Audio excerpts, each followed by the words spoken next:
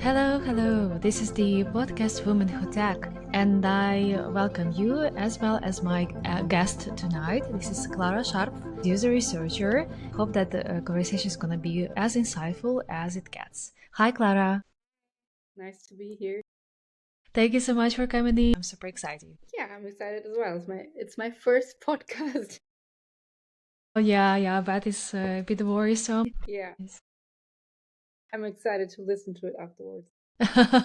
Yeah, it's gonna be fun. Yeah, so you and I know each other for quite some time. We've been ex-colleagues, and you were my first choice when it comes to user research because we have a lot in common when it comes to user research being a part of the design thinking and design processes, but also as a separate field. So I wonder then, how's your ordinary day as a user researcher look like, and do you have any favorite parts of it, and maybe least favorite? So basically, every day is different as a user researcher depending on what project we are going on. From talking to customers to desk research, so just scrolling through the internet, testing competitor products, for example, different methods that we apply, many meetings. So recently, we decided to have meetings with every stakeholder that is important to find out what they need and to find out what kind of research we can help them with. Mm, I see. Yeah, it involves stakeholders, users, and also your team. So how many people in general do you interact within a day? Also depends. I think the special thing about research is that we are a team collaborating with many other teams. So with sales, with customer success, with marketing, with product, with the developers, with designers. And that's also what when I asked my former colleague who worked at the same company before, what do you like most about your job? What is special about your role? She told me, yeah, you are collaborating with so many people. So I can't answer that question, but it's many people. But it gets quite busy throughout the day. And do you have the favorite part of your job? Of course, doing interviews, talking to customers, finding out what problems they have, what they need, then also bringing the insights that I got from the interviews to life, so writing a report, and then also afterwards helping the teams to activate the insights, to work with the insights. So recently we had an activation workshop with another team to work on ideas from the insights that we gained through our research on how to tackle the problems that we uncovered. Mm. Yeah, not only you getting all the insights, but you're also participating quite actively as a part of the team at the workshops. That makes the day and also the job very active. So sometimes designers and the users are actually quite introverted. So when you like talk to them in their like nature habitat outside the work, they might be introverted people. And when you say like so many people to interact with, I wonder, is it getting any overwhelming for you at any point? And how do you usually relax? Mm, I think I'm not introverted, and because as a market researcher or user researcher, it's part of your job to talk to people. Ideally, you also like being around people then, so that's part of our job. And it's also what's most fun about my job. So I would rather say that I gain energy from doing this. I see. I rather lose energy when just sitting in front of my computer all day, not talking to everyone. So I like the interaction with other people. Um, yeah, it's a pity that we work remotely mostly in our company. So I talk to other people, but in front of my computer. So it would be more fun doing this in person more. So, for example, for workshops to meet in person, we do that sometimes, but not that often. I see. Okay, that's the best case scenario when a user researcher actually allows to talk to people and interact with them like face to face. Do you have something that you like the least to do? And I think it's totally normal because no job is perfect, and also there is so many key factors to match the role and personality. So the job that I like least is reaching out for customers to have an interview with me, especially when it's calling them. I said I'm not an introverted person, but I hate calling people and annoying them. And it always feels like I'm annoying them. They don't want to talk to me. And then I always call, hi, it's Clara. Do you have time? I'm looking for new partners. And this is so awkward. Yeah, I see. I see. Of course. Then, I don't like surveys that much. So, analyzing survey results, I don't like as much as, for example, analyzing qualitative data. And when you're saying analyzing the survey results, what kind of survey do you mean? When we have when we run surveys, we also ask open questions, but we mostly rely on the quantitative part. Yeah, I was always bad in maths. And during my studies, I got interested in numbers a bit more, but it's also part of my job. And I think when becoming a more senior researcher, you need to be good at both quantitative and qualitative research. And I started to work in qualitative research. And I think in my current job, maybe percent of the projects I are qualitative. So we mostly do interviews. It's learning by doing, I guess. I wonder whether there are also any other tools and platforms and software, maybe some of them AI driven, that can help you with the quantitative. Yes, such as Quantilope, for example, but I know that they are very expensive. This can be a good fit just for the bigger team of researchers when there is tons of data to analyze. So, and maybe you can recall the moment that happened recently at the user interview when you talked to somebody and recognized there was some insight that actually changes the whole game and now gonna influence the research and also what your team was thinking about the user problem and what designers were intended to do. So I can't talk about details here because I can't share project details, what I was talking about with the interview partners. But before we have interviews, we always share some hypotheses. And especially when during the interviews realizing, oh, our hypotheses were completely wrong or the problem lies somewhere else. So especially when finding out, oh, the problem is much more different than we thought of, actually. This is very mind-blowing. Yeah, it's a big game changer because you might have the list of hypotheses and also some kind of a mental system, and you think about the user problem in one way, but when the real customer or the real user shares their daily life, and that is different, and it might change the direction. So that's why talking to your users is so impactful and important. And you've been mentioning the personality of user researcher and the fact that being a market researcher also shapes your way of thinking and your experience. Can you tell us a bit more? How did you get into the field? What were your first steps into research, and what are they now? So after graduating from high school, I started to study international business, but I found after 2 semesters that this is not the right thing. So I went to an open day of the university that was near my hometown, Pforzheim Business School, shout out. Yeah, and they had an open day and introducing all the study programs that they have. And one of these study programs was business administration with a focus on market research and consumer psychology. Also, they had students talking about their experience, the internships that they did, and the projects that they did, for example, ethnography. So looking consumers, for example, over the shoulder in their everyday life. And it was so interesting, so that I decided I want to do this. Yeah, to be honest, I didn't know what else to do. I decided to study that, and then of course it was very logical to continue with this. So during my studies, I also did 2 internships in the research field, for a car manufacturer and also for an innovation consultancy. And then afterwards, I started my first job in actual job in research at a qualitative research agency, and later at the tech company that I'm currently working at.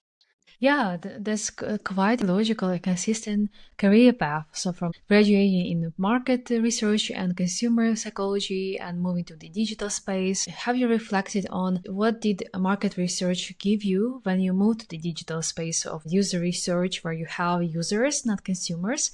Do consumers and users have a lot in common? When I was doing mainly consumer market research, it was always about selling or helping companies to sell or products to consumers that are bad for them, unhealthy for them. For example, I don't know, tobacco, sweets, shampoo. I mean, basically every shampoo is doing the same. It was always about advertising research, for example. I had the feeling that the products I did the research for don't really help to solve a problem, but it's not life changing. And with the research I do now, I really help making our users' life easier. It's more impactful. I see more sense in my work. Yeah, more meaning to the work you're doing. And of course, it's a very different markets if you think about really solving the user problem and making your customer life better whenever they interact with your software, and software might be actually quite a big part of daily life of our customers and users. With the market research, you basically answered my question, because I also been thinking that sometimes we have some ethical consideration or issues when we working on a path to make people buy and the products that sometimes are not for their good. Does it also mean that you have right now so much less ethical consideration? And do you care more about data privacy, user feeling comfortable when speaking? Of course, interviewee privacy and making interviews feel comfortable was always my priority. I wouldn't say that I felt unethical because, for example, if people want to smoke, then yeah, it's their decision. They can still decide if they want to smoke or not. So I didn't feel unethical because yeah, it was my job. But yeah, I'm feeling more meaningful now. And this is the perfect example how to move on from one industry to another, but staying like in a one field of research and do something more meaningful and see the positive impact that your job does. And on this very positive and high note, I wonder what were your last big or small achievements at the job that you felt like super happy about. It can be like anything. And so, for example, some weeks ago, I had this activation workshop I talked about with multiple stakeholders. And this workshop, yeah, really helped the stakeholders to align on the goals of the project. So it was not even about collecting ideas and ideating. So the result that everyone was aligned in the end was even more valuable. And without my contribution, so hosting the workshop and initiating the workshop, this wouldn't have happened. So this was an achievement, for example, and always when we help to make our product better, always when research was the basis for a big decision, I feel proud. Of course, as you should be. Are there any recent challenges that you also overcome or you're still dealing with? Yeah, of course. Especially the learning curve. And the learning curve itself is not growing linear. It's steeper in the beginning and then it somehow flattens. And I think I've now reached that stage. So it's harder to grow more and to learn more and to prove that I should be promoted. Mm-hmm. So also to crawl within the leveling system we have now is a challenge because, as I said before, within time you don't grow that fast anymore. It takes more effort and more work to get better. Yeah, this is something that I also relate to very much. Novice user researcher or designer, you feel like everything is so exciting, so interesting, and you're getting your hands on the deck, and then the learning curve is like rising. And then at some point of time, it's okay also to find yourself on a plateau where things might feel like stuck. Facing that challenge, do you have any special tactics there. So, for example, one of ways to find yourself on the competency map is actually to have one, and it can be the one that the company provides, the one that perhaps your direct or non-direct mentor can provide, and of course talking to peers and so on, and also plan for yourself educational trainings. Do you do that, or how do you tackle the challenge? Of course, using my educational budget. For example, this year I'm using it for a training how to become an in-house consultant as a market researcher and on the company side. Yeah, I think that will help me a lot. Also to get feedback and different perspectives. So according to the stakeholders, for example, what do they need from me? What is their perspective on how I can become better, more senior, also to team leads, for example. So different perspectives, and then to set yourself goals and also steps it takes to reach these goals. You're using them all the options to leverage. And like in your experience with the educational activities, do they help the frequency of those trainings, where when they should take place? Do you plan ahead what topics you like to tackle? Of course they help, but you need to choose the right thing. And so I think in online course, for example, it can be helpful, but the trainings I take are always very specialized and dedicated for market researchers. Last year I took a presentation training for market researchers. This year again it's a dedicated training for market researchers. Yeah, I think it's very important to select the trainings you want to take carefully and to really see where can I improve. Last year, struggling presenting to stakeholders, for example, in the management team. This year, in order to grow within the leveling framework, it's important to step into a more consulting role and really connect the dots across different teams and to have more impact and influence. Next year, it will be something else. Quantitative research. Mm-hmm. Yeah, the one that you mentioned. It's a very important topics, presenting the insights that you gather to the bigger audience. And it seems like in your case, the audience gets bigger and bigger every year. You did even present the results to the CEO of the company that you work in, as far as I know. Did the training help you? And maybe you could share with us overall the tips of the great presentation. I think the one problem I had before doing that training is I couldn't do presentations spontaneously. I was always scared of failing, of losing my words, having a blackout. Every sentence I said back then was I learned by heart, and right now it's different. So I just do it spontaneously. So that's one thing that I learned. The most important thing I learned in that training was how to create a good tension curve, because the tension curve of a presentation is similar to the tension curve of a story. Like that. And the most important parts of a presentation are actually the beginning and the end. Here you need to make clear what you want to tell the people, because between that, they won't listen that much. Hmm. I see. So in the beginning, it's very important to tell, to shape the story, and like in the middle of the story, how do you keep the attention of the audience? Because I also know that there is a technique that in the beginning you give a hook, so kind of here's the question and the answer is like is quite surprising, and then you tell in the story why it is like that, what was discovered, and what influenced the answer to the important question. Is it just one technique? Do you use this one, or what are the other ways to keep the audience attention for a little longer? I actually just opened the slides. Oh, nice.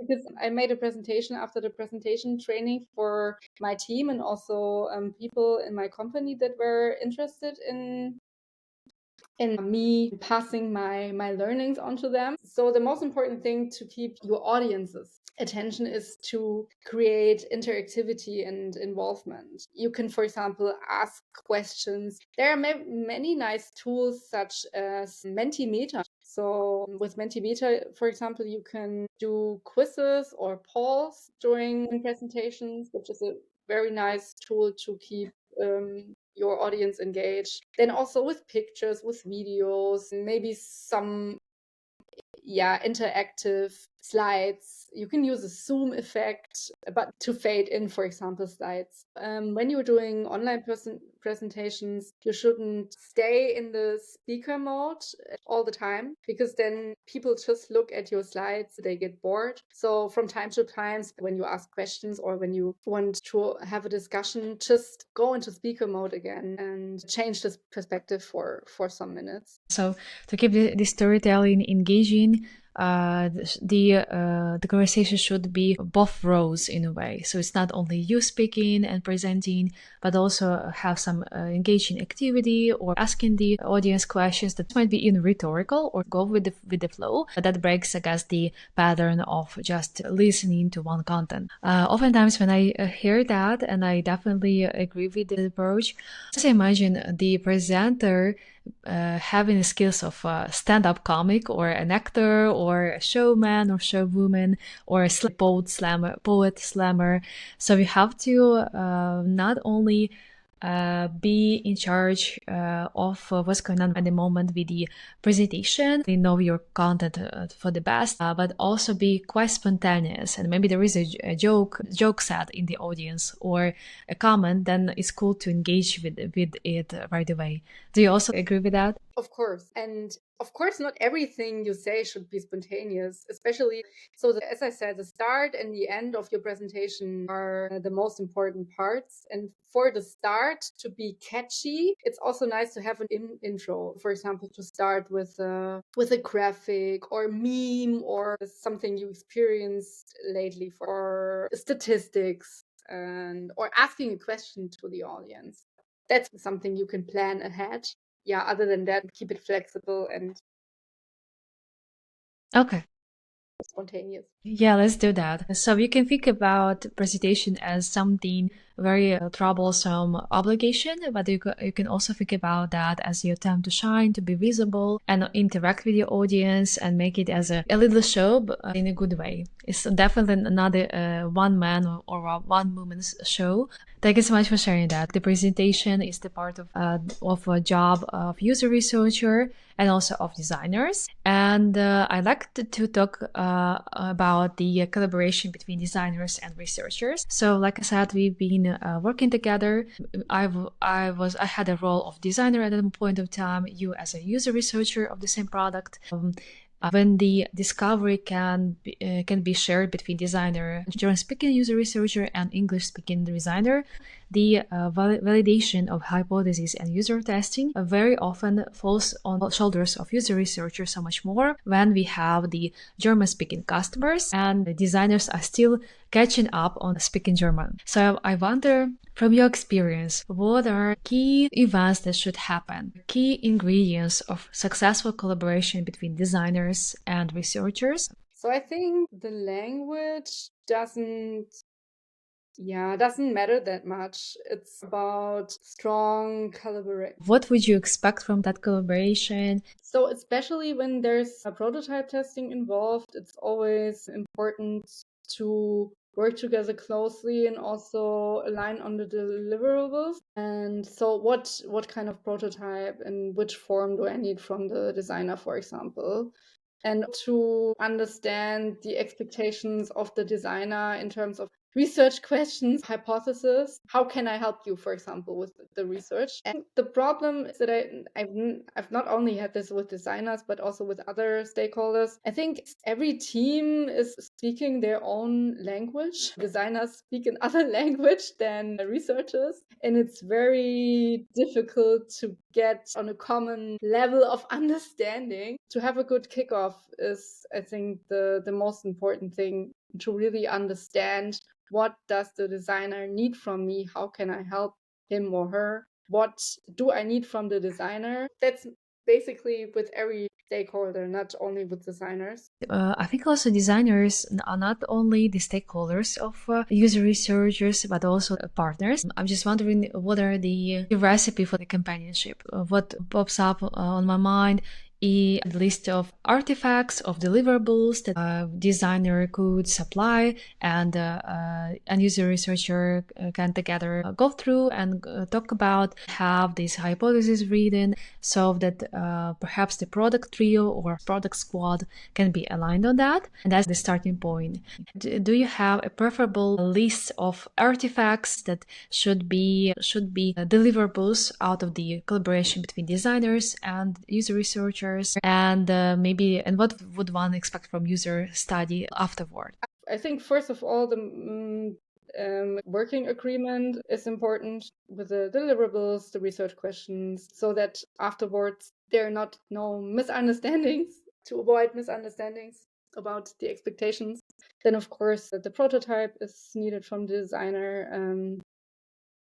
I always share the discussion guide with my stakeholders. The discussion guide is a list of questions that I will ask to the user. I would also need to align on any scenarios or tasks that we're going through the user interview or user testing. That sounds great. I've been thinking about the documents as the deliverables of the collaboration. Of course, we do not engage and interact not for sake of the documents. It's the documents serve the purpose of getting people aligned, documented the progress and decisions, and therefore arriving at the expected results. We do not get on a 2-hour call just for the sake of one document.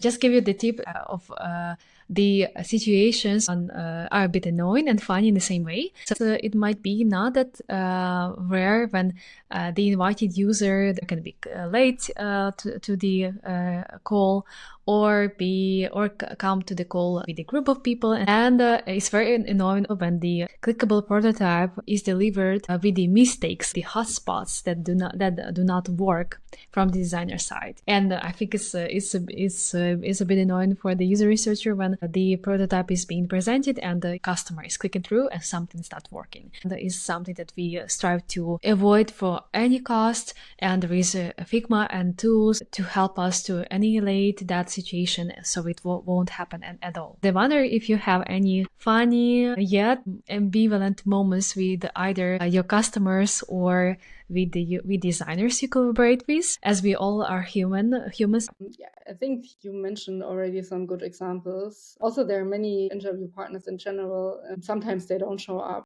or sometimes it's also a misrecruit. For example, when we recruit interview partners with internal agencies, and you are in the interview with that person and you know, okay, this is not my target group, then you need to be confident enough to say, okay, I think you're not the right fit.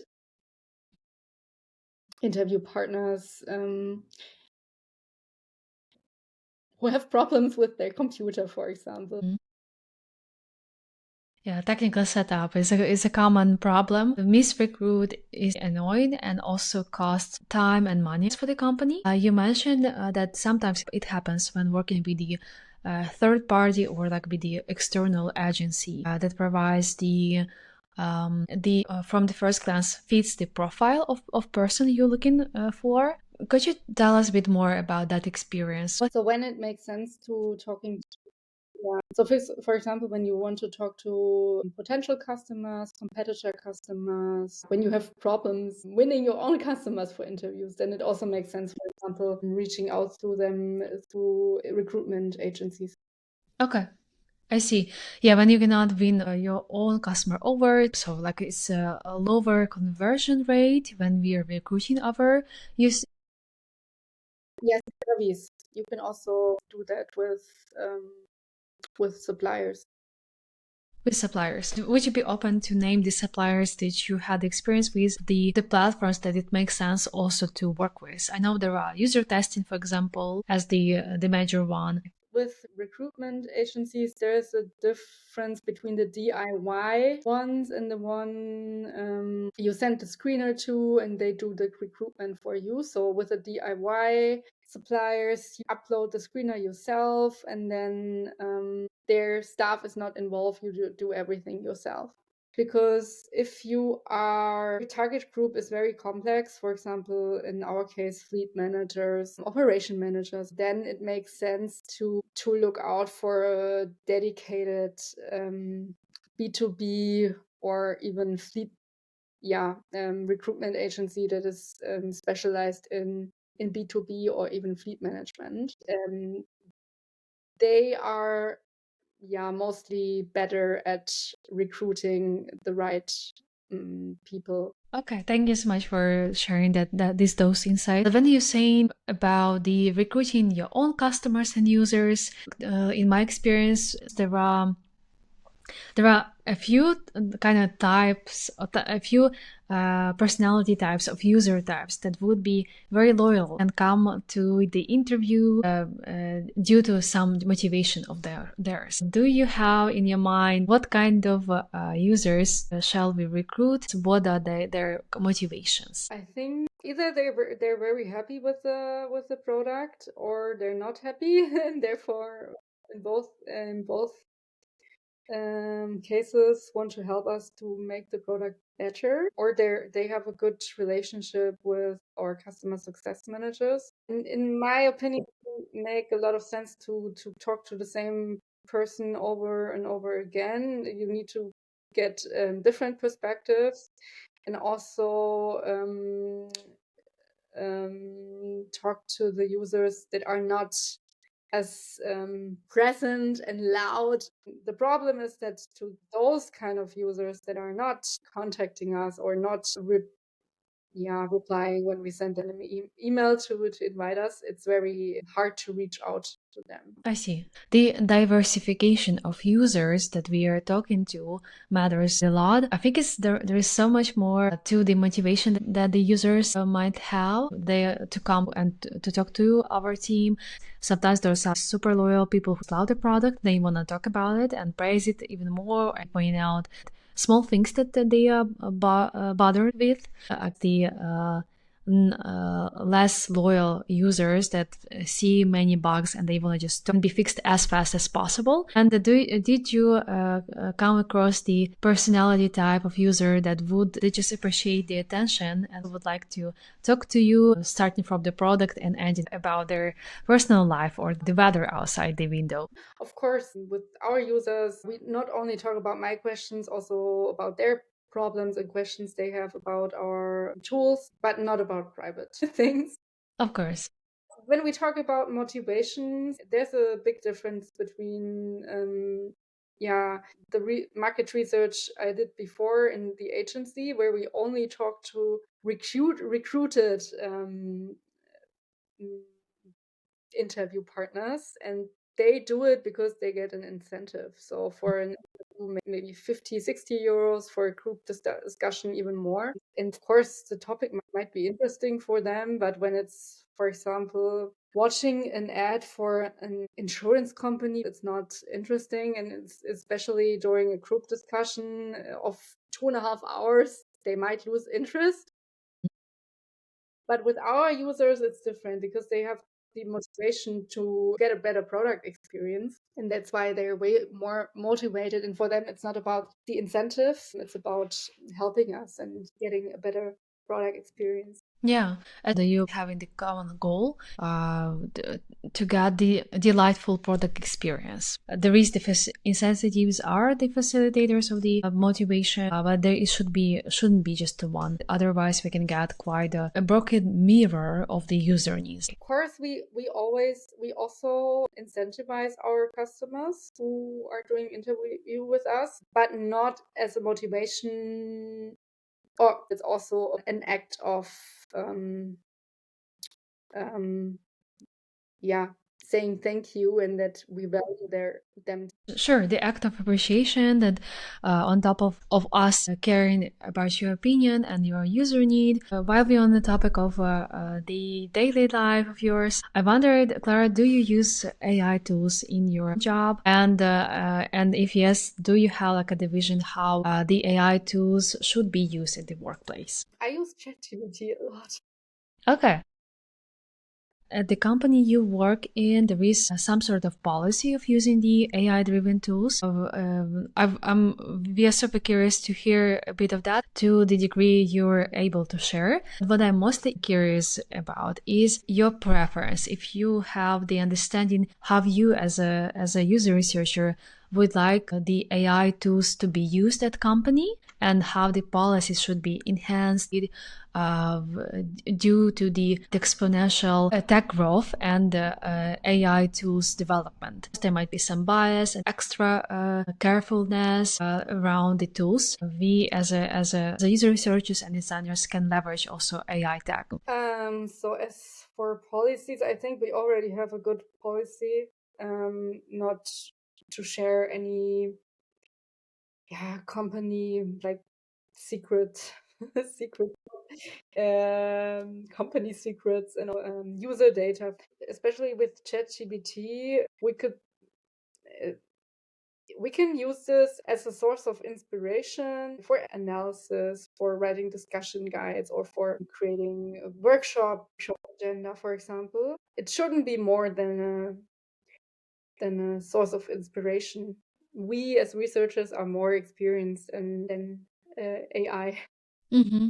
Sure, we are still remain in the driver's seats. Every double checking and every decision on us. They still wonder like if you wish for any more flexibility in using AI tools, just like moderating the situation, looking ahead into the future. If you were given the AI-driven product for specifically user researchers, would you be curious to try this out? What would you expect from that tool? Thinking about the data privacy of your users. I think such tools already exist. So this would start with interview recording, automated subtitles and translation, for example, for non-German speaking colleagues, and transcripts, analysis with a summary of the main insights, and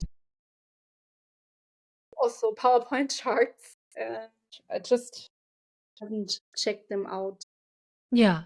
Yeah, I also know that tools like that exist already, and sometimes those are plugins or separate products. User experience might feel quite fragmented as you have to use 5 tools instead of just one program that would have end-to-end service for the user researcher. I believe we struggle with the tool translating the conversation that was flowing in the interview from German to English quite a lot. Which means that there is still improvement needed. The talk itself would be gathered and recorded in the right way and translated digestibly for designers, for English-speaking people. But we are getting there, and I think that's the great example how AI models can improve the collaboration between user researchers and other people and users if there is the language barrier and time barrier. For example, you don't have the time to go through all the interview. You can also just read out the summary of user insights, and user researcher can like approve that. What do you think about that type of collaboration when designer just reads out through the summary approved by user researcher, and that's enough to keep up? What I'm also thinking about that in addition to presentations, we also create some insights videos, which include the most meaningful interview snippets and summarizing all main insights from the interviews that we have. So with actual interview snippets, it would be nice to get that automated, so that the AI tool creates an automated highlight video of all interviews. This takes a lot of time. But again, with that, you don't need to be cautious when it comes to data protection, because you can only store the videos for 3 months, and then the server probably of this AI tool needs to be in Europe or Germany, and they also need to be approved by our legal team. You see those little nuances and very important details that shall be tackled. This is what I meant by like, the enhanced policy, as there are still rules that user research team goes along with that can be automated, like the reminder for user interviews videos to be deleted after 3 months, storage, and so on. Don't forget to look into your storage 3 months later. Yes. That's a good practice and habit. All right, looking at the time, we are wrapping up. Anything you'd like to share with us, Clara? Any good words and wisdom sharing with the aspiring user researchers, as there are also a lot on the market? Yeah, I wanted to say market research is a very interesting field. I remember during my studies, we had to do a mandatory internship. One co-student, he actually quit his studies after this internship because he said, "Oh yeah, researchers, they're just there for creating slides, and it's so boring." So that's not the case. It's much more. It also depends in which field you're working, and if you're working on the agency side, on the company side, and qualitative or quantitative research. In my case, we're also consultants, and it's not just about producing PowerPoint presentations. It's much more, and you learn more every day. That's what I like, because I'm a very curious person. That's also why I chose this field. To everyone who has not decided yet what to do with their work life, can consider research. Yeah, it's a good option. Like you said, it's all about the curiosity of user choices and mental models. There are so much of psychology there, as well the opportunity to lead with insights and impact decisions. As you were mentioning in the beginning of our episode, the user researcher is the person who is actually capable of in advancing the design thinking process. Presentations are just the tool how to communicate the insights and suggestions. Okay, then we've been talking about the user research, and hopefully we inspired a few people here and there. That was Clara Scharpf from the company where the user research actually really matters. It was lovely to talk to you. Thanks for having me. Thank you. And this was the Womenhood Tech podcast. Thank you so much for listening in. Stay tuned, and there's gonna be so much more.